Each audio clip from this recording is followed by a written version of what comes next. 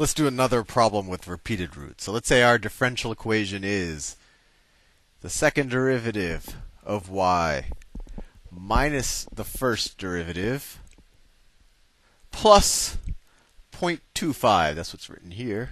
0.25 y is equal to 0. And they've actually given us some initial conditions. They said that y of 0 is equal to 2, and y prime of 0 is equal to 1/3. So like we've done in every one of these constant coefficient linear second order homogeneous differential equations, let's get the characteristic equation. So that's r squared minus r plus 0.25, or we could even call it plus 1/4. So let's see, when I'm just inspecting this, it always confuses me when I have fractions, so it becomes very hard to factor. So let's just do the quadratic formula. So the roots of this are going to be r is equal to negative b. Well, b is negative 1, so negative b is going to be 1 plus or minus the square root of b squared. b is negative 1, so that squared is 1, minus 4 times a, which is 1, times c. Well, 4 times 1 times 0.25, that's 1. Aha. So notice that when you have a repeated root, this under the square root becomes 0. And that makes sense because it's this plus or minus in the quadratic formula that gives you two roots, whether they be real or complex. But if the square root is 0, you're adding plus or minus 0, and you're only left with one root. Anyway, we're not done yet. And what's the denominator of the quadratic equation? 2a. So a is 1, so over 2. So our one repeated root is 1 plus or minus 0 over 2, or it equals 1/2. And like we learned in the last video, you might just say, oh well, maybe the solution is just y is equal to c e to the 1/2 x.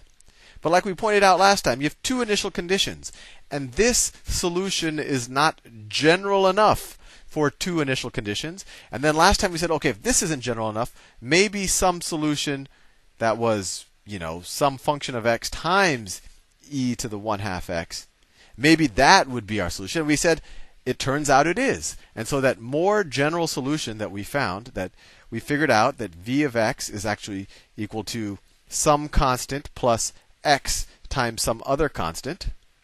So our more general solution is y is equal to c1 times e to the 1/2 x plus c2 times x e to the 1/2 x. Forgot the x here. Let me draw a line here so you don't get confused. Anyway, that's the reasoning. That's how we came up with this thing. But and it is good to know, because later on when you want to know more theory of differential equations, and that's really the whole point about learning this, if your whole goal isn't just to pass an exam, it's good to know. But when you're actually solving these, you could just kind of know the template. That if I have a repeated root, well, I just put that repeated root twice, and one of them gets an x in front of it, and they have two constants. But anyway, this is our general solution, and now we can use our initial conditions to solve for c1 and c2. So let's just figure out the derivative of this first, so it becomes easy to substitute in for c2. So y prime is equal to, it's equal to 1/2 c1 e to the 1/2 x plus, now this becomes a little bit more complicated. We're going to have to use the product rule here. So let's see, plus c2 times derivative of x is 1 times e to the 1/2 x. That's the product rule. Plus the derivative of e to the 1/2 x times x. So that's 1/2 x e to the 1/2 x. Or we can write, I don't want to lose this stuff up here. We can write that it equals, let's see, I have 1/2. So I have c2 times e to the 1/2 x, and I have 1/2 times c1 e to the 1/2 x. So I could say it's equal to e to the 1/2 x times c1 over 2, that's that, plus c2. That takes care of these two terms, plus c2 over 2 x e to the 1/2 x. And now let's use our initial conditions. Let me actually clear up some space because I think it's nice to have our initial conditions up here so where we can see them. So let me delete all this stuff here. That hopefully makes sense to you by now. We know the characteristic equation. We figured out the general solution. I don't want to erase our initial conditions. We figured out the general solution was this. I'll keep our general solution there. And so now we just substitute our initial conditions into our general solution and the derivative of the general solution, and hopefully we can get meaningful answers. So substituting into our general solution, y of 0 is equal to 2. So y is equal to 2 when x is equal to 0. So c1, when x is equal to 0, all the e terms become 1, right? This one will become 1. And then notice we have an x e to the 0. So now this x is 0. So this whole term is going to be equal to 0. So we're done. c1 is equal to 2. That was pretty straightforward. This x actually made it a lot easier. So c1 is equal to 2. And now we can use the derivative. So let's see. This is the first derivative. So let's see. And I'll substitute c1 in there so we can just solve for c2. So our first derivative is y prime is equal to, let's see, c1 1/2 plus c2. So it's well, I'll write this first.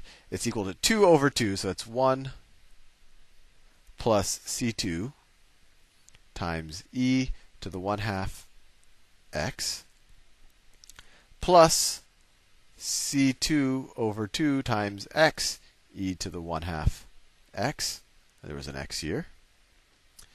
So when x is equal to 0, y prime is equal to 1/3. So 1/3 is equal to, well, x is equal to 0. This will be 1. So it's equal to 1 plus c2.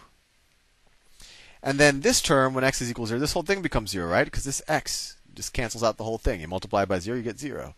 So then we get 1/3 is equal to 1 plus c2, or that c2 is equal to 1/3 minus 1 is equal to minus 2/3. And now we have our particular solution. And let me write it down and put a box around it.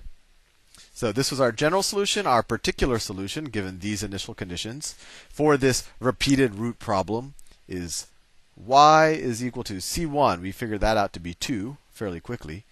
2e to the 1/2 x plus c2. c2 is minus 2/3. So minus 2/3 x e to the 1/2 x. And we are done. There is our particular solution. So once again, kind of the proof of how do you get to this, why is there this x in there? And it wasn't a proof. It was really more of just to show you the intuition of where that came from.